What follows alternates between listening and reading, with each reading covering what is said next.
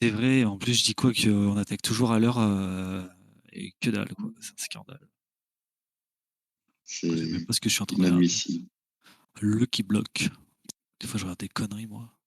Lucky Block, je connais pas. Ouais. Moi non Ah, plus, ça je me connais fait pas, tu peur. vois. Ouais. Lucky Block, j'ai fait un fois combien? Fois 80, fois après l'ICO. Donc, connerie, je sais pas si c'est le moment de re-rentrer dessus, hein. Mais Ah, non, ils non, ont mais battu. je sais même pas ce que je fais dessus, en fait. On a dû en parler la dernière fois, non? Pour que je sois dessus. J'ai pas souvenir, je pense que je m'en Oui. rappellerai, parce que pour le coup, c'est mon premier gros pump. Coup de bol, hein, j'ai mis $80, ça s'est transformé en 4000. Ça veut pas dire que j'ai pris des bénéfices pour autant, hein, c'est une de mes premières bonnes leçons. Mais de mémoire, ils ont battu le record du market cap à 1 milliard atteint le plus rapidement. Ok. Ah, mais c'est peut-être pour ça qu'on avait regardé alors. Parce que ça me dit quelque chose, cette histoire de market cap. On avait peut-être regardé. Je sais pas. Peut-être, mais pas récemment, je crois pas. Bon. Ok. Bon, par contre, c'est YOLO aujourd'hui, hein. Moi, j'ai rien préparé, hein. Bah, tu te prépares d'habitude? Non. Tu veux nous faire une analyse de toute la semaine de pump et tout, là. Le mec, il prépare jamais, en fait. Alors, oui, c'est clair. En plus, c'est vrai, je prépare jamais au final. Le but, c'est d'échanger de toute manière. C'est pas vraiment faire des courses, c'est pas le but, quoi.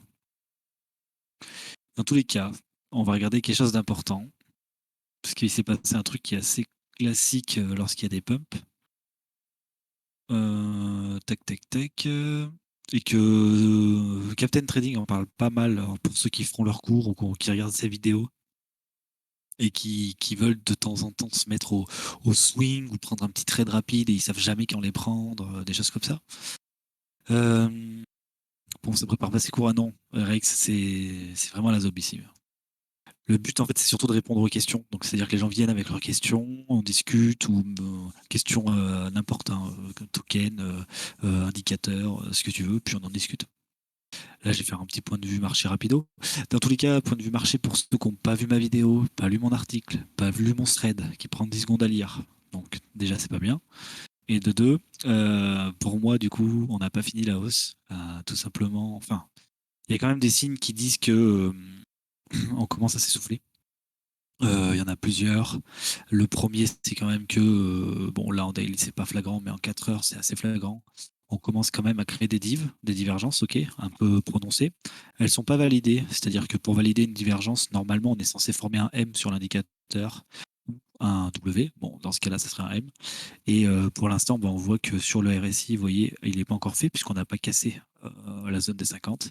Et sur le MACD, pareil, on n'a pas cassé la zone des je sais pas combien, moins quelque chose, moins 220. Donc c'est pas valide, mais on est sur le point de pas trop tarder à créer des divergences. Euh, Lorsqu'on a commencé le pump, tout simplement, on avait des targets qui étaient assez logiques, entre guillemets. C'est comme souvent, c'est les points les plus hauts, en fait. Parce que derrière chaque point plus haut, il y a des liquidations. C'est-à-dire quelqu'un qui prend un short, par exemple, il va mettre son stop loss ou sa perte max au niveau du point le plus haut. Voilà, ça c'est vraiment un classique qu'il faut connaître. Ça permet de repérer les points de liquidité. Donc ce qu'on a fait quand on a fait la hausse, c'est qu'on a TP directement au premier point de liquidité. Puis après, on savait pas trop ce qui allait se passer. On a TP au deuxième point de liquidité, juste derrière. Ici, on savait pas trop, oui et non, en réalité. Parce que, en fait, un classique, c'est que ici, on est arrivé sur résistance, ok. Donc sur résistance, normalement, on longue pas, d'accord. Sur résistance, normalement, on est censé shorter, ou du moins essayer de trouver un short. Sauf que ici, ce qui s'est passé, c'est que il n'y avait pas grand monde qui croyait au mouvement, en fait. Beaucoup de gens, dont moi, se disaient que potentiellement, on allait faire un dump. Et ce qui est assez intéressant à regarder, hop, je vais vous montrer. Euh, donc, il y aura un cours sur Fibo que j'ai déjà écrit. Hop. Et en fait, les zéros, vous voyez, sur le mouvement, donc si on trace notre Fibonacci sur ce petit mouvement-là, on constate que en fait, on maintient les zéros 23,6. Et en général, lorsqu'on maintient ça, c'est qu'on a un mouvement fort qui va continuer. Et si on zoomait en 1 heure, on avait créé un range et on a fait un truc vraiment classique, c'est qu'on a gratté les liquidités au nord, on a dump, on a gratté les liquidités au sud et on a formé un W. Et en fait, sur ce W-là, on pouvait se dire qu'on allait aller au moins au point haut. Et au final, si vous attendiez le point haut, vous auriez TP, voilà, vous auriez transpercé votre point, quoi. C'était pas dit que ça allait casser vers le haut, Mais bon, voilà, il y a eu un beau volume, et ça, c'est assez intéressant pour dire que le mouvement était acheté, quoi. En fait, c'est pas des liquidations. Ici, il y a eu des liquidations, mais il y a eu un acheteur qui a posé ses coronets un peu, quoi. Et bizarrement, on est allé où? Sur la liquidation supérieure. Voilà. Donc là, clairement, si on refait le même mouvement, on ira sur la liquidation aux 25 000. Donc voilà, on est un peu sur le même type de mouvement, on est en train de stagner, on est sous les 0,280, 236. On est en train de faire un espèce de range où on chasse le bas, après on va chasser le haut certainement, et après à voir combien de temps ça va durer. Pour un trader, il attendra sûrement un breakout, donc c'est-à-dire que par exemple il met un ordre d'achat au-dessus. Il attend que ça casse et il rentre dans le train. Ou inversement, il attend que ça casse en dessous et il rentre dans le train en dessous. Et pour un trader de range, ce qu'il fait, c'est qu'il trace son range, c'est-à-dire un beau rectangle comme ça. Hop, et il achète ici, il vend là, il achète ici, il vend là, et inversement. Il short ici, il revend là, il short ici, jusqu'à ce qu'il y ait un breakout d'un côté ou de l'autre. Je suis rentré dans des détails un peu rapides. Bienvenue le renard de la crypto. Alors je vous présente quelqu'un qu'il faut peut-être follow sur Twitter, si vous le trouvez sympa. Je sais pas si tu as ton micro. Il n'a pas son micro. Le coquin. Il arrive. Et bonjour à tous. Salut. Salut Renard. Donc le renard s'incruste. C'est une surprise.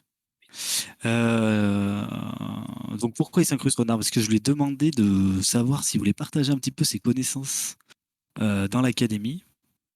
Et bon, il a gentiment accepté de faire quelques cours au moins au début, puis après, plus si affinité, si on arrive à faire un projet complet, quoi. Donc c'est très sympa de sa part.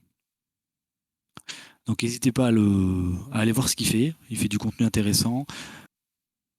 Dans le même style que le mien, hein, sur de la T, pas mal de trading aussi. T'es sur Bybit, toi, c'est ça, hein? Ouais, c'est ça. Est-ce que vous m'entendez bien là quand je parle? Ouais, on t'entend bien, ouais, nickel. Si tu veux expliquer un peu ce que tu fais. Ouais, ben en fait là récemment j'ai sorti un petit bout de stratégie pour du trading et du coup j'ai décidé de prendre un petit peu de capital sur Bybit pour essayer de montrer avec le temps la véracité de la stratégie et qu'on essaye un peu d'avancer, de voir un peu les erreurs qu'on a fait, faire des trades sur les erreurs qu'on a fait, choses comme ça, pour qu'on progresse tous ensemble. Voilà, donc c'est typique. Moi, je fais pas ça parce que je prends pas le temps de le faire. Donc voilà, c'est pour ça que je cherche quelqu'un qui a son profil aussi pour l'académie. Mais voilà, donc typiquement ce qu'il fait, c'est on va dire psychologie, on va dire money management aussi, et puis surtout carnet en fait. C'est l'équivalent d'un carnet où en fait on suit nos trades, on comprend pourquoi on a fait des erreurs, que ça soit psychologique ou parce que le setup simplement a pas marché ce jour-là, comprendre pourquoi il a pas marché et apprendre de ses erreurs, et voilà ce que fait un trader constamment pour sortir des setups intéressants, quoi. Voilà, c'est ça. Tu as tout résumé. C'est ça. Le but, en fait, c'est de comprendre les erreurs, comprendre la gestion de risque, en fait, tout ce qui se cache derrière. Parce que parfois, c'est vrai que on voit passer beaucoup de tweets sur Twitter. Tu sais que les gars, ils ont fait des plus 100%, des choses comme ça. Et en fait, le but, c'est de comprendre pourquoi et aussi de montrer qu'il n'y a pas que du vert, il y a aussi beaucoup de rouge.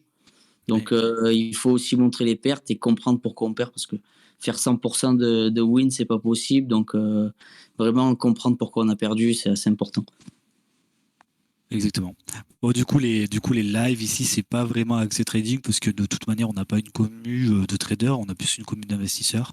Donc en fait, la plupart du temps, je laisse libre cours aux questions. Donc je dis un peu un état de marché en gros. Cette semaine, voilà, il s'est passé ça. On va essayer de voir ce qui peut se passer la semaine prochaine. Et après, en fait, ils posent des questions sur un indicateur, une crypto, une directeur. Ouais, je les recte. Je leur fais faire des scam pumps. Non, je rigole. Mais voilà, essayer de revenir sur des choses qui se sont passées, d'analyser avec Ishimoku la semaine dernière, on a fait par exemple. Là, je parlais des setups de continuation par exemple qui s'est passé la semaine dernière. Enfin, oui, la semaine dernière sur cette zone. Voilà. Du coup, je sais plus où j'en étais. Oui, voilà, c'est ce que j'en étais, c'était que du coup, on voyait des signes de divergence qui commençaient à se mettre en place. Non validés, donc pour l'instant, il n'y a pas de quoi se dire que le pump est terminé, littéralement. Euh, Par contre, voilà, on sait qu'on est dans une zone dure comme on l'a été ici, et que le prochain TP, s'il a lieu, donc on a un breakout des 23 400, euh, un breakout fort, comme on l'a eu ici, hein, parce que vous voyez qu'en fait, on peut faire des petites mèches, un petit peu de soit des faux calls, soit juste on liquide en fait et on réintègre. Donc un vrai volume, et on ira directement TP certainement 25 200 qui est la prochaine poche de liquidité. C'est plutôt mon scénario favori parce que je pense qu'il n'y a pas de raison de dump sans retourner liquider cela, sinon on leur donnera des opportunités de sortir. Même si j'étais en train d'essayer de montrer justement l'open interest des altcoins qui commence un petit peu à s'exciter. Donc on a clairement un espèce de FOMO qui s'installe quand même sur les alts parce qu'ils sont bien chauds. Et je pense que voilà, ça joue clairement ça va jouer dans la balance pour un retour baissier après qu'on ait fait le pump. Il y a un autre point qu'on abordera juste après, c'est la difficulté de rentrer dans un marché comme ça. Donc ici, vous voyez, donc on a fait cette phase là. Donc on a fait une bougie de liquidation, on la voit bien ici, vous voyez. On a fait une énorme fermeture d'open interest avec beaucoup de liquidation longue. Donc on a juste liquidé les longues et puis hop, on a pumpé. Donc ça c'est classique. Et par contre dans le pump, ce qu'on voit c'est qu'il y a beaucoup d'ouverture de position puisqu'on a une augmentation des open interest et avec un funding qui monte, cumulé à des liquidations short bien sûr. Et en fait tout ça, ça montre qu'il y a quand même un sentiment bullish qui s'installe sur les altcoins. On a pas mal de vagues haussières qui arrivent. Donc je serais pas surpris qu'on ait un retour baissier quand même pour liquider ces mecs qui sont, parce on a quand même une augmentation pardon, oula, ça a bugué l'affichage, on va se mettre en 4 heures. Depuis le bottom du BTC, ça charge. On a une augmentation quand même de 3 milliards de dollars de position sur les altcoins, quoi. Donc c'est assez conséquent quand même. Pour comparer, juste sur le Bitcoin, Tu sais si c'est des positions à levier, et si on est sûr que c'est ça des c'est longues, que du ça levier. Les open interest, c'est que des leviers. mais ça peut être des shorts, des gens qui croient pas à Ça la peut hausse être... et qui shortent. En fait, lorsque ça monte, c'est que tu as un short et un long qui s'ouvrent. Ok. Et en fait, pour déterminer si le short et le long qui s'ouvrent, ils sont plus, c'est en termes de, en fait, c'est un ratio quantitatif, d'accord, et pas qualitatif. Donc, tu sais que tu as une quantité de long qui monte, pardon, d'ouverture, de position qui monte, mais tu sais pas forcément si c'est des longues ou si c'est des shorts. Donc tu as un nombre de positions qui augmente, mais tu ne sais pas l'identifier. Et le funding t'aide à identifier en fait.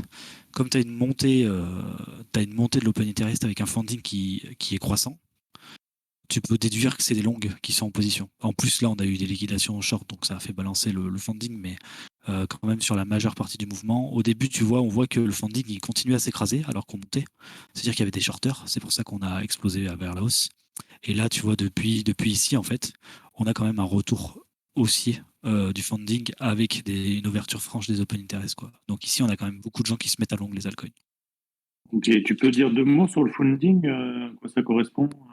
Funding, c'est juste, ça te fait, en gros, c'est la différence, non, ça c'est le spread. En gros, c'est juste la balance. C'est le funding, en fait, c'est ce que tu payes. Donc, tu sais, les fees que tu payes toutes les X heures ou Ouais, quand tu lorsque prends tu des holds une positions à position. levier. Voilà, en gros, les exchanges, ils font varier leur funding selon les quantités de positions parce qu'ils veulent qu'il y ait un maximum de gens qui payent. Tu vois. Donc en gros, si tu as un funding qui est positif, ça veut dire que les exchanges, ils estiment qu'il y a un maximum de gens qui sont en longue parce qu'ils veulent que les longues payent. Et inversement, si tu es en funding négatif, c'est que dans leur stats, il y a écrit qu'il y a le plus de positions en termes de qualité, donc en termes de volume, en dollars, pas en nombre, mais en dollars. Donc si c'est en funding négatif, ça veut dire qu'ils estiment qu'il y a beaucoup plus de volume en dollars qui est en short et ils font payer les shorters. Ok, alors c'est bien ce que je pensais. Est-ce que tu penses que c'est théorie du complot de supposer qu'ils sont capables, quitte à, en apparence, à gagner moins, mais est-ce qu'ils sont capables de manipuler ce chiffre pour que Oui. justement, toi, là, tu aies l'impression que le funding est positif ou négatif? Tu crois que c'est faisable? C'est faisable crédible sur des comme. faibles, c'est faisable sur des faibles positions. En fait, si tu regardes en fait sur les altcoins, il a souvent tendance à revenir genre à 0, à 0,1 en fait sur un bull, tu vois. Il revient facilement à 0,1 parce qu'en fait, je pense qu'il nique plus les retail que ce qui nique les gros portefeuilles. Et les gens sont plus Ouais, c'est sûr. facilement en long qu'en short en fait. Donc tu as souvent un mouvement qui est plus facile qui retourne plus facilement vers 0,1. Mais après, quand il monte fort, je vais te montrer. Quand il monte fort, c'est juste, c'est vrai, quoi. Et qu'il gagne vraiment de la thune, tu vois. Il a essayé à 0,20, quoi. 0,20, c'est énorme. Tu vois, c'est 10 fois le montant où on est là, quoi. Donc, eux, Mm. ils prennent des commissions de malade toutes les X heures, quoi. Ok. C'est pour Mais ça que les baleines tiennent quand il y a rarement pas trop leur de volume, position on peut. longtemps. Ouais, Oui, ok. Quand il y a pas trop de volume, on peut tout envisager, quoi. C'est quelque chose de crédible de se dire, ok, ils vont pas gagner sur les fees parce qu'ils vont ils font l'inverse de ce que tu as expliqué, mais du coup, ils peuvent manipuler le sentiment de marché. Enfin, ça ouais, paraît après, crédible, même si c'est pas la majorité du après, temps, c'est un truc qui peut exister, quoi. le sentiment de marché, après, tu peux le regarder avec les spreads. Je m'en servais beaucoup avant, je m'en sers moins parce qu'en fait, je suis en daily là, ouais. Mais depuis le bottom, on était en funding, en spread fortement négatif. Mais les spreads, en fait, c'est un peu le sentiment de marché. Donc les spreads, en fait, c'est juste la différence entre le perp, ok, le perpétual et spot. Donc si tu as un perpétual qui a un prix supérieur au prix du spot, tu as un spread positif. Et inversement, si ton prix sur le perp il est inférieur à ton spot, tu as un spread négatif. Et en fait, ça, c'est un sentiment, ça reflète le sentiment de marché. Si en général le perp est plus bas que le spot, c'est que les gens sont pessimistes parce qu'ils balancent du levier à la baisse. Et inversement, quand le spread passe positif, c'est que les gens ils sont en train de balancer du levier à la hausse en fait. Voilà. Ok. Donc c'est un sentiment de marché, c'est plus le spread, ouais, qu'il faut regarder. Excellent cette explication. Merci. De rien. Et à contrario, ce qu'on voit sur BTC, donc on avait essayé de faire un peu de court terme. Je fais pas mal de court terme avec l'order flow. Là, on sent qu'on est sur un changement parce que j'arrive plus à analyser comme j'ai analysé à la baisse. Donc ça veut dire qu'il faut que j'attende un peu pour répéter mes analyses, en gros, sur l'order flow du Bitcoin, notamment. Je vais me mettre en 15 minutes. On va essayer de regarder ensemble. Donc ici, donc je vais supprimer des petits trucs qui servent à rien, enfin qui servent à rien, qui sont pas le but de cette analyse. Ici, vous avez le ratio long du Bitcoin. Donc, quand il monte, c'est qu'il y a des longues, les longues augmentent en termes de volume. Et quand il descend, c'est que les shorts augmentent. Ici, c'est le open interest comme pour les altcoins. Ici, c'est le funding. Et ça, c'est des liquidations. Ce qu'on constate sur la montée, c'est que en fait, sur toute la montée, il y a eu des shorters qui sont rentrés en position et qui se sont maintenus. D'accord. Donc, ça a un peu aidé. Vous voyez ici, sur toute la montée, on a eu beaucoup de shorters. Et bizarrement, quand il y a eu l'attaque baissière ici, ils sont tous sortis. Donc ça a été assez intéressant de se dire, ok, il y a des mecs qui ont voulu maintenir le prix à cet endroit-là et qui se sont barrés. Et quand ils se sont barrés, après on a repump. Classique. Et là, pour l'instant, on liquide plus personne. Donc là, il y a un mouvement qui se prépare qui va être assez violent à mon avis. Ce qui est assez intéressant, c'est de voir que les longues montent. En général, j'ai plutôt tendance à voir une baisse de ce ratio avant un dump du prix parce que c'est contrôlé par les baleines. Mais bon, ça a été vrai sur la descente du prix du Bitcoin, sur toute la descente en fait. Du BTC, ça a été le cas à court terme. Donc vous voyez ici le sommet, il est sur un creux. Le sommet qui est là, il est sur un creux. Le sommet qui est là, il est sur un creux. Le sommet qui est là, il est sur un creux.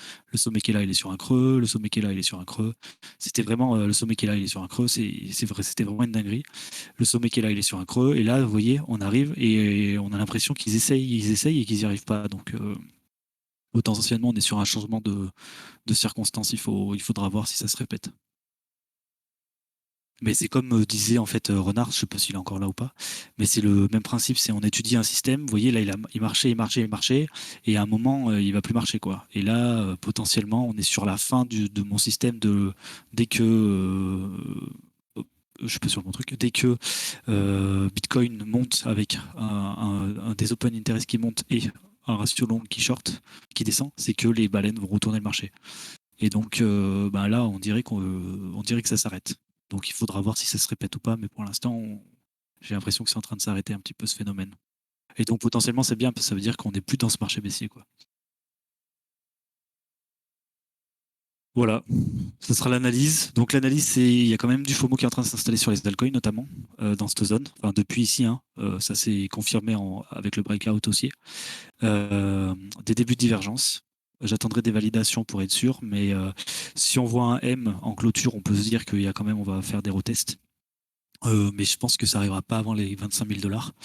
Pour tous ceux qui se demandent, ouais, est-ce que j'achète maintenant? Alors il y a deux choses à penser. Est-ce que vous achetez ici? Donc si vous achetez avant FTX, il n'y a pas de raison que vous continuiez pas à acheter si vous êtes en DCA. D'accord?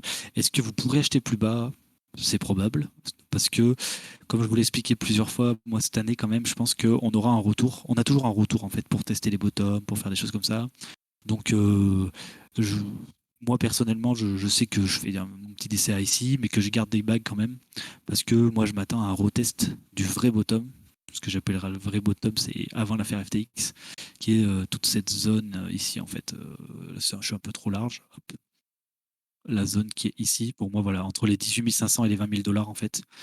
Pour moi, c'est vraiment une zone carré, et que si on a une nouvelle attaque baissière, c'est cette zone qui doit tenir. Donc ça correspond non seulement à la neckline de votre bout W qui est là, donc à la ligne de coude ici. Si je me mets en weekly, on va bien le voir. Voilà, la petite ligne de coude, c'est la mèche. Et aussi à toute la zone ici qui a servi de bottom et qui a servi de bottom ici, donc qui a rejeté. Et ici qui a servi de support jusqu'à ce qu'il y ait FTX qui nous dise vendez tout. Voilà. Donc on pourrait aller chercher les liquidités à 25 et voire même 30 et redescendre aussi bas pour toi, re-rect tout le monde avant de repartir pour un vrai bull run. Donc, le bull run de toute façon, franchement, ça se passe cette année. Hein. Il y a beaucoup de gens qui disent que cette année, potentiellement, on va aller liquider aux 33 000. Donc les points hauts qui sont là. De toute façon, moi, je vous avais présenté mes scénarios il y a 2 semaines. Donc voilà, vous pouvez retrouver ma vidéo aussi sur Internet sur les 4 scénarios que j'envisageais pour cette année. C'est vraiment pas l'un de mes préférés de se dire qu'on peut TP aussi haut, quoi. Je sais même pas si ça serait ça, en fait, de taper un x2 en bear. Enfin, on l'a déjà fait, en fait, dans les précédents bear market, mais je sais pas. Pour moi, les 25 000, c'est mon TP là. Comme dit Renard, en plus, il y a du jus, quoi. On sent qu'il y a du jus. Moi, je me sers aussi de. Donc, j'ai vu qu'il parlait du chop. Donc, le chop, c'est un indice de volatilité qui permet de voir quand c'est qu'il y a un marché qui est faiblement volatile et qui, d'un coup, va recharger pour faire un gros mouvement. Je peux vous le montrer si vous voulez. On va partir sur le vide. Et on va mettre le chop. Donc lui, il parle du chop. Donc le chop, pour ceux qui ne connaissent pas, en gros, c'est un indicateur de volatilité. Donc quand il est en haut, c'est que le chop est chargé parce qu'en fait, le marché est très peu volatile. Donc vous voyez ici, il y a eu le mouvement très fort. Donc il s'est déchargé. Donc il est allé vers zéro. Et quand on a stagné, il s'est rechargé pour préparer un nouveau mouvement fort. Et vous voyez que derrière, boum, il s'est déchargé pour recréer un mouvement fort. Et là, il est encore en train de se charger. Donc potentiellement, on a un nouveau mouvement fort qui va arriver. La question, c'est où? Moi, je me sers pas mal de William. Je ne sais pas si vous connaissez. Donc, il n'est pas du tout écrit là. C'est super. Je regarde dans mes favoris. Tac. Je m'en sers tellement beaucoup que, vous voyez, je ne le retrouve pas. Donc voilà, c'est William. En fait, William... non, c'est pas celui-là. Ça, c'est William 13. Putain, mais je ne vais pas le retrouver. Tac. Indicateur institutionnel historical volatility fixed. Bah mince, il est où? C'est celui-là? Non, c'est pas celui-là, ça c'est le l'OBV. Non, mais si, ça doit être William, mais je sais pas pourquoi je l'ai pas dû mettre de la bonne couleur. En gros, William, ce qu'il nous dit, c'est que lorsqu'on a un mouvement fort, pardon, je vais me mettre en daily, lorsqu'on a le trait jaune qui rentre en fait dans la phase supérieure, c'est que William est j'ai oublié le nom. Vous entendrez l'école du trône en parler de temps en temps. William est stupide en fait. On dit que William est stupide et qu'un William est stupide, en fait, il ne faut pas aller à contresens du courant parce que ça signifie que le mouvement est fort et qu'il peut diverger en fait et continuer à monter en divergeant quoi. Quand vous regardez vos MACD, vos RSI, on peut monter avec un William fort en fait. On le voit en fait en weekly. Le voyez ici. On a été en divergence en fait pendant un moment et en fait le William était stupide vers le bas, donc en gros fallait pas aller en contresens du courant. Et là on est sorti. William dit c'est bon, la baisse est terminée quoi.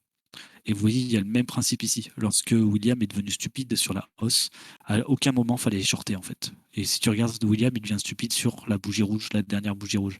Là, il te dit, c'est bon, le mouvement il est mort quoi. Et donc en gros, fallait vendre les derniers bacs que tu avais ici quoi. Voilà, c'est un indicateur qui permet de dire si le mouvement est fort ou non en fait. Et en 4 heures, tu vois qu'il est en train de stagner un peu en haut. Donc là, il était très fort, donc il fallait pas aller contre. Puis c'est bizarre, il est sorti pour remonter, c'est assez étrange. Ok, bon, en tout cas, si on a un breakout avec un William qui re-rentre, je pense qu'on ira clairement en 25 000, surtout que le chop en 1 heure, il est en train de se charger aussi. Et comment le chop en daily? Par contre, le shop en daily, c'est bien déchargé, hein. Donc, ce serait quand même étonnant qu'on ait une nouvelle montée peut-être si haut, peut-être qu'elle sera pas aussi haute, je sais pas. Qu'est-ce que t'en penses, Renard? Tu penses aussi qu'on TP au. Non, non, tu peux parler quand tu veux, Renard, hein. Tu m'interromps, tu parles. Vous m'entendez bien là? Ouais, on t'entend bien, ouais. Ouais. Alors, moi, je pense. Alors, pour moi, en 4 heures, on a encore, comme tu dis, on a encore pas mal de jus. Donc, je pense qu'on va avoir. Parce qu'en fait, il n'y a pas beaucoup de monde qui ont pu se placer sur ce mouvement. Donc, Oui. on a un Bitcoin qui s'est retracé de 50%. Et vraiment, il y a tout le monde qui a été pris un peu à contre-pied et pas beaucoup de monde a pu se placer. Et Ouais. Non, mais carrément, ouais, carrément. donc, pour moi, en fait, là, on commence à rentrer dans une phase où ceux qui n'ont pas pu se placer, ils commencent vraiment à avoir une frustration extrême et ils vont essayer, entre guillemets, de se placer un peu à l'arrache. Donc, Ouais, pour ils vont moi, regretter. ça pourrait donner encore une dernière jambe baissière. Et après, je pense par contre qu'il faudrait une petite correction. Parce que si Ouais. tu regardes les corrections qu'on a eues, là, les deux petites corrections, en fait, c'était des corrections ultra serrées qui sont faits exprès pour provoquer de la douleur, quoi, si tu veux. On n'a pas eu de correction. Moi, Ouais, en fait, on en a rarement. Si tu regardes, donc là, on était en beer, donc c'était un peu, on avait des corrections, mais c'était pas vraiment des corrections. Mais en fait, si on regarde sur les hausses, on a très peu de vraies corrections profondes. En c'est fait. ça. Donc bon, là, c'est vraiment violent parce que là, c'est le bull run. Mais même sur des hausses comme ça, si vous regardez, en fait, on fait pas des retracements prononcés où on va tâter les bottoms. C'est on monte, on monte, on monte. Et le mec qui était là et qui se disait, je vais acheter plus bas, je vais acheter plus bas, je vais acheter plus bas, je vais acheter plus bas, il achète jamais. Et du coup, il achète là-haut et après, il se fait punir. C'est ça, Bon, en dans ce fait, cas-là, il sait pas se punir. Mais voilà, ouais, vas-y. c'est des retraits, c'est des corrections ultra serrées. En fait, c'est fait exprès pour que ce soit punitif. Parce que les gens, généralement, ils attendent le beau pullback. C'est comme, en fait, là, les personnes sur le mouvement actuel. Et bien, en fait, c'est quand le Bitcoin, il est retourné. Donc, on a fait la première hausse, là, sur les 21,3, quelque chose comme ça. On a eu un petit mouvement Vas-y, ouais. baissier sur les 20,2. Et en fait, les personnes, ils n'ont pas voulu se positionner parce qu'ils attendaient le pullback parfait sur les 18. Tu vois? Ouais, Et en alors fait, que pas du du tout. coup, Ouais. le but des mouvements comme ça, c'est de mettre frustration sur frustration. Et en fait, tu as les baleines, elles font exprès de pousser ces mouvements pour, entre guillemets, pousser les personnes à la faute. Et en fait, Ouais. dès qu'ils arrivent à pousser les personnes à la faute, là, le marché, il se reverse et les mecs, en fait, ils comprennent plus rien et ils se font dégommer direct. C'est Donc, ça. J'ai tweeté, lorsqu'il y a eu la hausse, j'ai tweeté un truc qui est pur sentiment de marché. C'est le mec qui t'expliquait à 16 000 qu'il allait acheter plus bas. Il va t'expliquer de la même manière qu'il va racheter à 25K pour au final revendre à 20K parce qu'en fait, il va acheter à 12K puisque forcément, ça va baisser plus bas que 20K, quoi. Et c'est ça. donc, c'est vraiment le sentiment du gars qui se dit, oh, il faut que j'achète là parce que ça va arriver à 25 000. Il va dire, putain, c'est un breakout, ça va repartir. Et il va acheter. Sauf que quand on va se retrouver à 20 000, parce que cet hiver, on va revenir, hein. Les mecs là, les baleines, elles font du volume, elles remplissent, mais elles veulent encore remplir, quoi.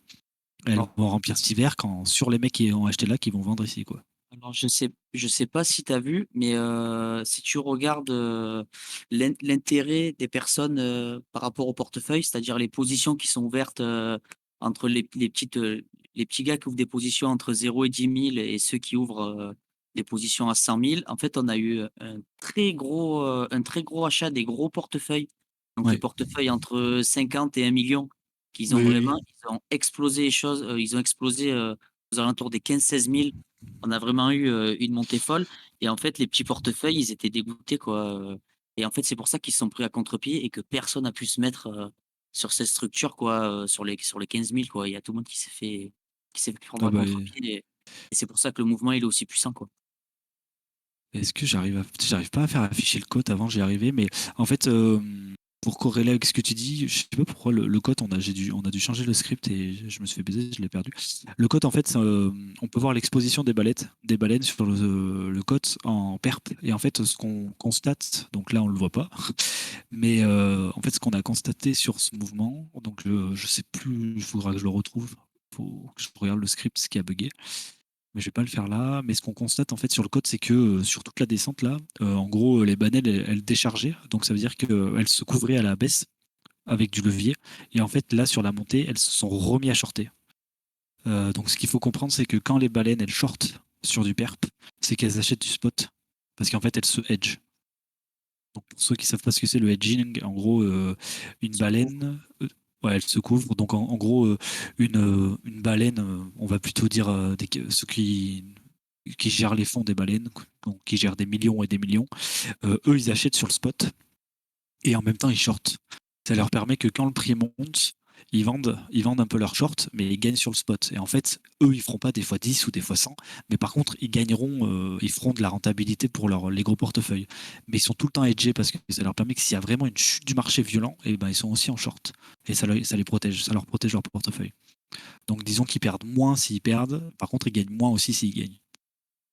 Voilà. Mais ils accumulent et leur but, c'est de revendre leur spot bien Ah, mais plus ils haut. revendront, oui, eux, ils revendront leur spot bien plus haut. Et en fait, je pense que ce qu'on verra, faudrait regarder un petit peu ce qui s'est passé sur le BR qui c'est le dernier bull run, quoi. Mais il me semble que les baleines, elles étaient quasiment plus là sur Storyverse, là. Sur Storyverse, en fait, il y a eu très peu de baleines qui étaient encore en position, en grosse position, quoi. Il y en avait forcément en position, mais il y a eu une énorme majorité des ventes qui s'est située ici, en fait. Et après, c'est revenu, et les dernières ventes, elles sont par là. Donc, en fait, c'est elles qui font le premier mouvement ici, et là, elles le terminent. En gros, là, il n'y a plus de baleines. Donc, les baleines, elles shortent et elles éclatent tous les mecs qui sont en train d'acheter sur spot parce que ça valait à 100 000, quoi. C'est moi, ça. Oui, mais moi aussi, hein, t'inquiète. J'ai acheté mes premiers BTC ici, je crois. Donc, je suis rentré au bon moment, quoi. Pour Donc, apprendre, t'inquiète, hein. il y avait pas mieux. Ah, il n'y avait pas mieux, hein, t'inquiète. Hein. Ici, je sais ce que j'ai fait. Hein. Formation, formation, formation, formation. Mais voilà, de toute façon, là, on a appris et on fera la leçon l'année prochaine. Non, mais la gaffe à les vendre. Moi, j'espère que je serai pas comme ça, quoi. J'espère que je leur dirai avant. Ici, ça pue.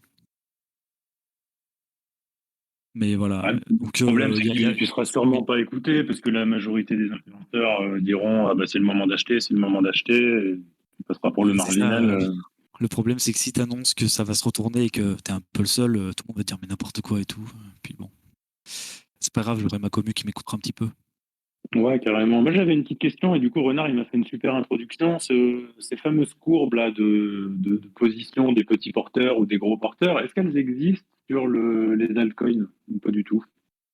Je pense qu'il faut payer, non pour Enfin, avoir moi, je t'avoue, accès même sur le au... Bitcoin, je sais pas où me les procurer. Hein. Je les suis au quotidien grâce à certains youtubeurs que j'aime bien. Attends, Et, ça c'est je sur sais quoi même pas déjà? où aller chercher ça. C'est Cognalis, sur... peut-être, ce genre d'outil? Non, c'était pas sur CoinAnalysis, c'est sur... C'est Bah, sur attends. iBlock. iBlock, Ah, mais mais je je regarde crois pas sur iBlock, moi. Euh, elles sont très belles sur iBlock, mais ça coûte un poil cher vraiment si c'est pour. Enfin, Moi, moi c'est je sur conseille pas Glassnode, non? forcément. Sur Glassnode, je sais pas si c'est possible de les avoir en gratuit. Je crois que tu les as... Non, en gratuit, non. Sur Glassnode, il y a très peu de choses gratuites. Et ouais, c'est ça. Mais, Mais ça existe même pour les sur altcoins. Du coup. iBlock, ouais, ça doit exister. Sur iBlock, tu vois les zones d'achat, non, plutôt? Je me rappelle. Sur iBlock, t'as le détail aussi par portefeuille. Ok. Mais Donc tu après, peux voir. Moi, j'ai pas payé. iBlock, ça coûte aussi un peu cher, quoi. Si c'est pour quelqu'un juste pour regarder de temps en temps, franchement, ça. Enfin, Ouais, moi, voilà, c'est j'estime que ça. ça vaut pas forcément le Tu coup, vois, quoi. liquidation level, tu vois, t'as toutes les zones de liquidité, mais bon, ça, c'est pas trop dur en vrai. Une fois que, c'est ce que j'expliquais, une fois que tu connais les points hauts et les derniers points hauts, les derniers points bas, tu sais où sont tes zones de liquidité en fait. Donc, Franchement, ouais. Moi, c'est des outils que je trouve vraiment pour quelqu'un qui veut commencer à taquiner. Il n'y a pas forcément besoin de s'en coller pour super ouais, cher sur des logiciels. c'est Franchement, quand ça. tu vois, rien que sur la price action, quand tu vois vraiment. Parce qu'en fait, tu sais qu'à mettons, là, mettons, quand tu as des petites corrections comme ça, en fait, tu sais que tu as un, un, un matelas de rachat massif. Parce qu'en fait, généralement, quand le marché il évolue dans des conditions classique ou voire un peu fébrile. En fait, quand tu traces ton fibre, ça c'est une petite astuce. quand tu traces ton fib, généralement, le marché, il vient pratiquement tout le temps pullback sur les 0,38,2. Et en fait, là, l'erreur que font la majorité des gens, c'est qu'ils attendent tous le pullback parfait sur les 0,38,2. Donc, ils attendaient sur les 18. Après, le prix, il a augmenté, donc ils l'ont remonté. Maintenant, ils attendent sur les 20K. Et en fait, le marché, il corrige jamais jusqu'au 0,38,2 et à chaque fois, il vient dégager en haut. Donc, c'est justement ce que je disais juste avant, en fait, Ouais, c'est c'est que ça. le mouvement, en fait, qui est hyper intéressant, qui a eu lieu ici, en fait, c'était un mouvement de 0,32,6. Donc, en fait, on va pas en dessous. Et en fait, on se met en fait à latéraliser au-dessus de 0,32,6. Et surtout, on fait une liquidation avec on fait une liquidation et on pose un W. Donc, il n'y avait rien de mieux pour rentrer. Mais on est surtout en train de ranger au-dessus des 0,23,6, pardon. Et en fait, au-dessus c'est qu'il va y avoir un mouvement relativement fort qui va continuer, quoi. Et on C'est est en ça. train de refaire la même chose, en fait. Et les gars, en fait, ils ont jamais l'entrée, quoi. Parce que Ouais, c'est ça. la majorité des gens, ils attendent l'entrée parfaite et en fait, ils la chopent jamais. C'est fait exprès pour jamais la choper, quoi. Mais c'est hyper bon signe, ça. Ça veut dire que les gros, ils veulent pas laisser rentrer les petits. Ça veut quand même dire C'est qu'ils ont ça. des plans. A Ah, mais priori, ça va c'est simple. continuer, quoi. Je te garantis, ils vont les laisser rentrer à 25 000. Et eux, ils vont revendre pour racheter ici, hein. Les mecs, les baleines qui ont acheté là, à x2, enfin, pas à x2, mais quasi, quoi, elles vont vendre, hein. Enfin, pas tout, mais elles vont vendre une partie de leur bague et elles en reprendront plus tard, quoi. Parce que je pense qu'elles ont des deux. Elles ont de l'invest long terme, mais elles n'ont pas que ça. Bon. Moi, si je tradais, je crois que je sortirais effectivement, je prendrais un bon TP à 25, mais je crois que je garderais quand même une bonne partie jusqu'à plus haut. Mais En fait, disons que si t'as tradé ici, que t'as pris ton mouvement, t'as pris le mouvement haussier, franchement, sortir sur tes zones de liquidité, t'arrives là, tu sors 70% de ta position. De toute façon, si t'es rentré en levier ici, t'es largement bénéf, quoi. Donc après, tu peux laisser courir si t'as vraiment envie de laisser courir, quoi. Mais par contre, si tu vois que le marché se retourne, par exemple, si tu vois que le marché en daily, je sais pas, il se met un truc comme ça, bah tu te casses. Tu vois, tu sors les 30% restants parce que ça sert à non, rien. c'est un piège. Moi, je voulais tous the moon avec mon bug. Non, mais voilà, mais ça, c'est vraiment pour le pur trader, quoi. Mais oui, c'est clair. De toute façon, ici, il y a que des gros qui rentrent. Là ici, c'était des gros. De toute façon, c'est les gros qui posent les bottoms, hein. Ils l'ont posé aussi sur le grayscale. Donc, du moment qu'on voit pas une pause, enfin, un retournement vraiment franc sur le grayscale, il faut pas trop s'inquiéter, quoi. Les baleines, là, elles ont posé un W et on va pas le casser, hein. Oui, que c'était moi. Oui, c'était toi. Non, mais je sais que tu as posé quelques millions là. Non, mais fais pas le malin. Quelques milliards plutôt. Parce que quelques millions, je sais pas, ça fait pas tant que ça, en fait. Moi, je suis en DCA, J'avais. donc j'y vais million par million. Et breaking news, j'ai vu une notification sur Twitter passer, WhatsApp, sold out, le Marmotoshi. Voilà. Petite Ah, parenthèse. ouais, cool. Cool. Bah, du coup, je peux fermer. Hop. Et, euh, et qu'est-ce que je voulais dire? Du coup, tu m'as coupé, je me rappelle plus. Pardon, En fait, ce parler qu'il faut pas d'analyse oublier, c'est technique. que. Oui, voilà, c'est ça, c'est l'analyse technique. Ce qu'il faut pas oublier, c'est qu'on est sur 2023, on est probablement dans un range, en fait. On verra à la fin de l'année, hein, mais c'est le scénario dont je vous ai parlé que je préfère. C'est que potentiellement, en fait, notre range, il est dans la zone verte ici et dans la zone rouge qui est tac tac tac, dans la zone rouge qui serait en haut, qui serait le sommet, en fait, tout simplement. Et, euh, et en fait, on serait en range pour cette année entre ces deux zones. Et donc potentiellement, du coup, enfin, en tout cas, ça serait cohérent avec on va liquider les 25 000, on refait un M et on valide notre bottom. Et puis après, ben, on peut faire un to the moon list puisqu'on sera en 2024, quoi. Et on verra bien ce qui va se passer. Donc Ça, ton c'est range, vraiment, voilà. tu le prends sans tenir compte d'FTX. On oublie la parenthèse FTX. De toute façon, moi, j'en ai déjà parlé pas mal de fois, que ce soit dans mes vidéos ou même ici. Pour moi, FTX, de toute façon, c'est un Black Swan, puisque enfin, ça se voit littéralement que c'est un Black Swan, puisque même les baleines se cassent. Et pour moi, le vrai bottom, c'est le bottom vert à 20 000, parce que c'est celui qu'on n'aurait jamais cassé si FTX n'avait pas craché. Pour moi, ici, on était en train de poser un bottom tranquillou, hein. Il n'y avait pas de raison. Quand on voyait des mouvements comme ça et qu'on réintégrait, c'est qu'il y avait quelques baleines qui commencent à se placer. Ici, elles se sont vraiment placées parce qu'elles ont eu des sacrées opportunités. Mais FTX, ça a été un Black Swan pur, quoi. Et le vrai bottom, pour moi, il est là, il est en vert, quoi. Après, je sais pas si Renard, ce que toi t'en penses, mais voilà, ça, c'est mon sentiment à moi. Oh, mais il est Euh, parti. Ah non, il est là, c'est bon. on a, en fait, suite au crash de FTX, on a vu que c'était un excès de marché parce que tous les gros portefeuilles, d'un seul coup, on a vu qu'ils ont pris des positions, ils ont accumulé, mais comme des fous, quoi.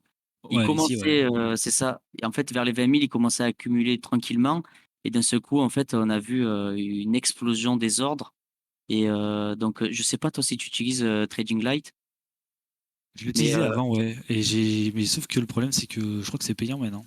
Je euh, l'avais passé un moment, ouais, mais. c'est payant. Ben, si tu veux, alors je sais pas si je peux partager mon écran, si ou Ah, mais si. carrément, mec, bouge pas. Je te le montre. Je te laisse, vas-y, stream. Tac, Vas-y, je t'en ah, prie. tac. Ouais, j'utilisais Trading Light avant et c'est vrai que j'ai Non, arrêté labo. je sais. Alors là, vous voyez bien là? Attends. Ouais, c'est bon, on voit, ouais. Alors, ben, en fait, tu vois que donc pour ceux qui savent pas. En fait, là, avec la jauge, on fait varier donc plus la jauge elle est à droite, donc en fait, plus tout ce qui va être jaune, ça va être des ordres importants suivant l'échelle qu'on définit en haut. Donc admettons, vous voyez l'échelle là, c'est 519 BTC, voilà. Et en fait, ça permet de voir les ordres, plus ou moins gros qui sont positionnés. Donc si, admettons, si on le règle à peu près comme ça, on voit que, donc là, on est sur le marché spot, on est sur, le Binance. Donc, en fait, on peut voir qu'on commençait à avoir, pas mal d'ordres qui se sont accumulés, autour, des 16 000-17 000. Et en fait, on peut voir que, là, il y a des gens qui ont commencé à se gaver, en fait, sur les ordres. Et en fait, dès qu'on a crash, qu'on est tombé sur les 15,6, en fait, on peut voir qu'il y a des mecs, ils se sont tout juste, ils se sont gavés là, en fait. Donc tous ces gars-là, on peut voir qu'en fait, c'était vraiment un excès de marché parce que les mecs avaient prévu de racheter le bottom, voilà, sur, entre, 17,5 et 20 000. Et en fait, ces gars-là, ils ont pu aller se servir beaucoup plus bas. Donc, pour moi, c'était vraiment, un excès de marché et c'était, bah, une erreur tout simplement. Et maintenant, les mecs, en fait, ils ont pu profiter et se gaver comme il fallait, quoi. Ah, mais c'est sûr, hein. Mais de toute façon, là, le bottom, il est fait, quoi. Enfin s'il y a un Ouais, événement majeur, hein. Enfin, c'est toujours pareil, on n'est pas à l'abri d'un événement majeur, mais voilà, s'il n'y a pas bah, d'événement si majeur, je vois pas comment on va retracer plus bas, quoi. bah, si tu passes, de toute façon, tu vois vraiment la structure, elle est magnifique. Ouais, Quand le tu, W est magnifique. bah, en fait, là, tu vois, bah, en plus, là, c'est marqué. Quand tu vois la clôture de décembre, en fait, tu vois vraiment que ça a marqué un point pivot parce que on est venu valider. Alors, attendez, pour ceux qui veulent, mettons, on avait une structure qui était vraiment baissière avec des creux, des tops décroissants. Et en fait, là, on est venu se casser le premier creux. Et en fait, pour moi, donc je me suis fait un peu insulter sur Twitter, mais pour moi, en fait, on est vraiment venu reverse le marché. Et ça me fait Ouais, penser y un peu arriver à aussi. 2010. Ça me fait penser un peu à 2017, qu'on avait eu un retracement. Je sais pas, t'en souviens, en sortie de bear market, on avait eu un joli retracement. Donc ça serait un peu comme si maintenant on reviendrait chercher les 30-35 000, quoi.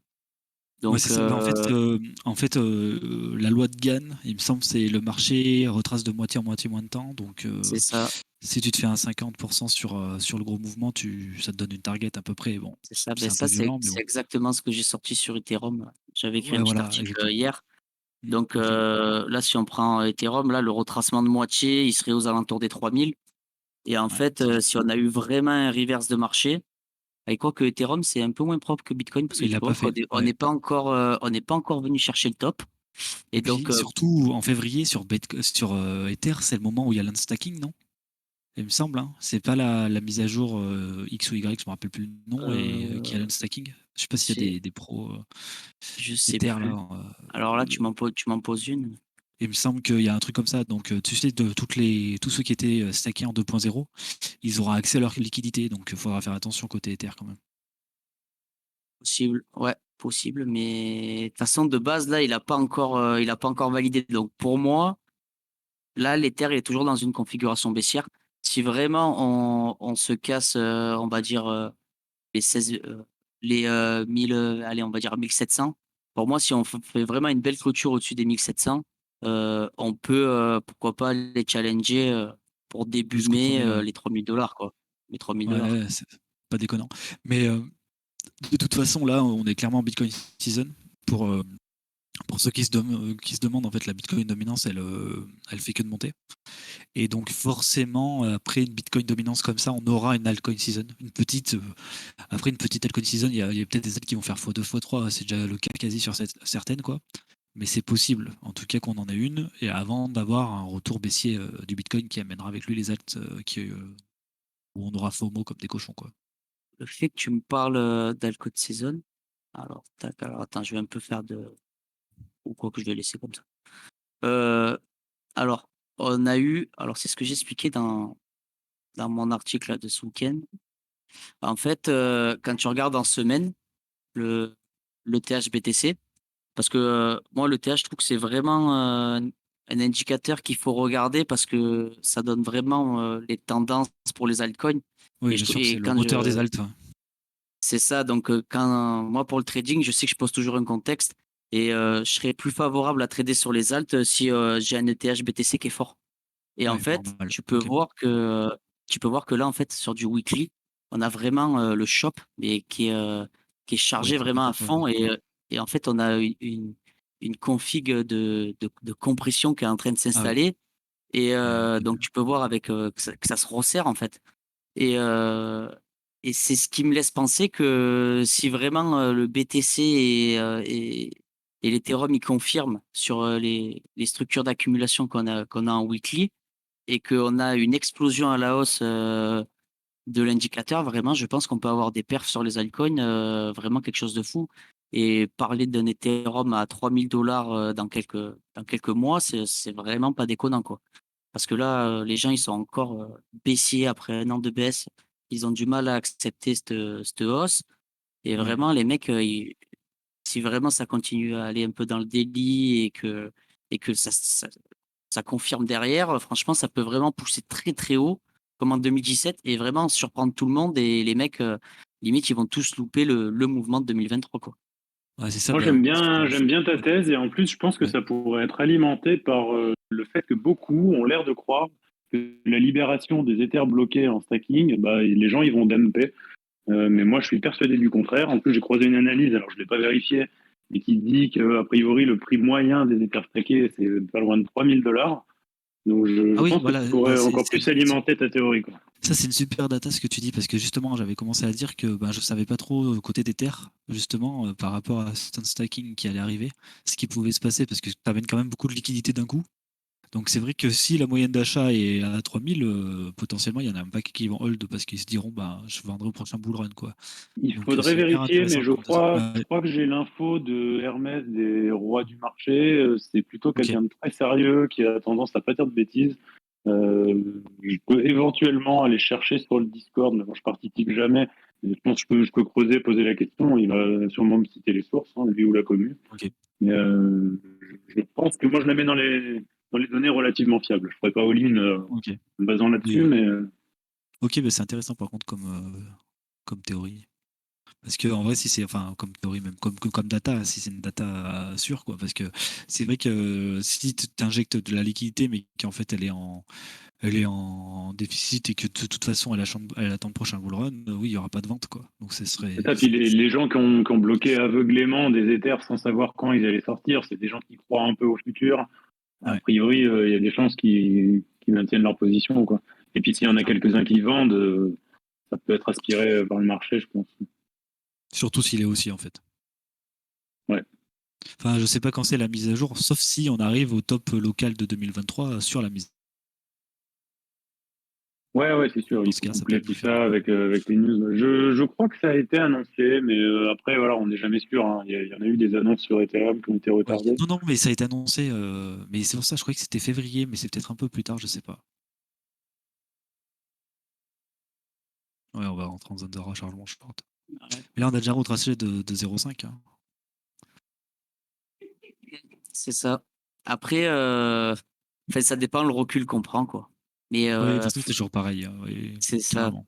Mais moi, la seule chose qui me retient un peu sur le mouvement, c'est quand tu regardes sur les options, vraiment le top du top, je parle pour le BTC, ou même pour l'Ether, le top du top, le BTC, ça serait sur du 18-19 et l'Ether, ça serait sur du 1,3, 1,4. Donc, c'est Sur les pour ça options que de quand pour le, pour le 27, le Belin tête, là, quand tu janvier. regardes. Ok.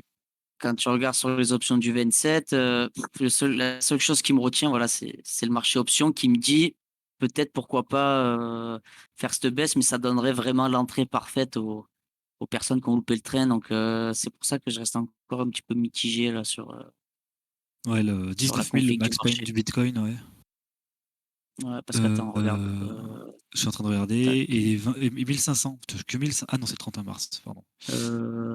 Alors, Oh, tac, tac, tac.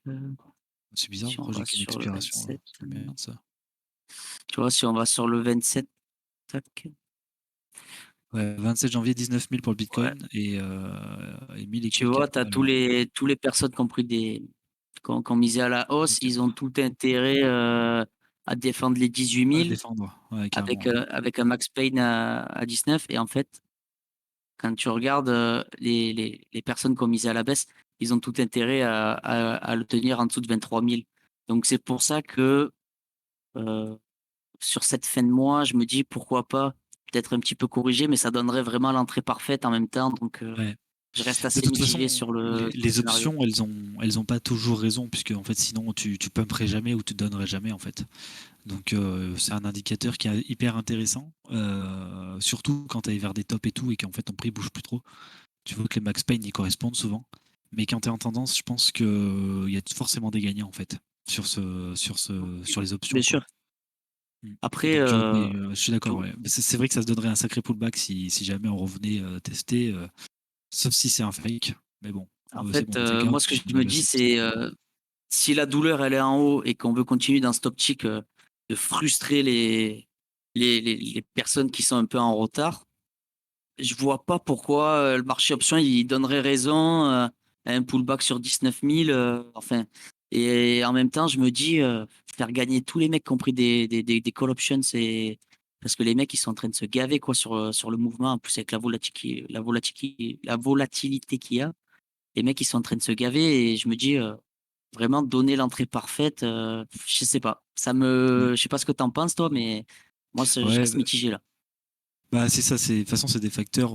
Si tu regardes trop d'indicateurs, ça peut te perdre en fait après, parce que tu as C'est plein ça. de trucs qui disent oui et non et oui et non. Donc c'est pour ça, moi, je reste sur mes classiques, c'est l'order flow et etc. Il y en a qui traitent qu'avec les options, par exemple. Mais mais oui, les options, c'est des données intéressantes, mais pour moi, quand on part en tendance, ça l'est plus. Parce que je pense que les mecs, ils défendent trop leur position et ils vont pas se faire rect en fait. Mais, Ouais. mais voilà. Non, c'est pas bête. Ouais, c'est pas bête ce que tu dis. Ouais.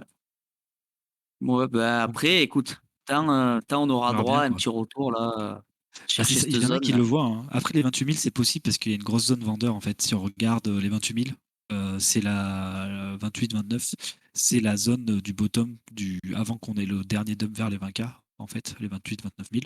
Et en fait, il y a des gens qui vont vendre ici parce qu'ils ont acheté des positions et ils sont sous l'eau depuis des mois et il y a des gens qui vont vendre à cette position-là, quoi. Donc on risque d'avoir pas mal de ventes au niveau des 28 000 $. Ouais. Si jamais Après, vraiment on peut pas. après là, si tu regardes certains indicateurs, tu vois que les baleines qui ont pris là, ils commencent un tout petit peu à se payer. Bon, c'est minime, hein, mais tu vois que ça commence à prendre quelques TP. Donc c'est vrai que si tu commences à gratter, admettons là, si tu viens gratter stop, on est vers les 25 000. Allez, peut-être qu'on poussera peut-être encore aller vers les 30 000 niveau psychologique. Mais après, il faut se dire que vraiment, les mecs qui ont pris là, ils vont commencer à prendre des Ouais, ouais, TP de toute comme pas possible façon, parce que ITP forcément, en fait, ce qu'il faut comprendre pour ceux qui nous écoutent, c'est que ils vont, comme ils achètent dans les creux de liquidation, ITP dans les creux de liquidation parce que eux, ils ont tellement d'argent qu'ils ont besoin de gens comme nous pour les payer, en fait, pour avoir de la liquidité sans se faire repérer. Et donc, c'est pour ça que les zones de liquidité, c'est des zones de vente à baleine, en fait. Donc, pendant que certains se font rect, eux, ils récupèrent leur pognon, en fait, clairement. Donc c'est pour ça, comme tu dis, que là on monte et qu'on sent qu'il s'affaiblit. Donc si on pousse à 25 000, ça sera la dernière zone de liquidité proche. Ils seront quasiment à x2. Il y a beaucoup de baleines qui vont dropper parce qu'ils auront des free BTC, quoi. c'est ça. Donc oui, c'est des chiffres qu'il faut garder. Et c'est pour ça que moi, je pense aussi qu'on n'ira pas à 35 000 comme certains pensent aux dernières liquidités en haut, quoi.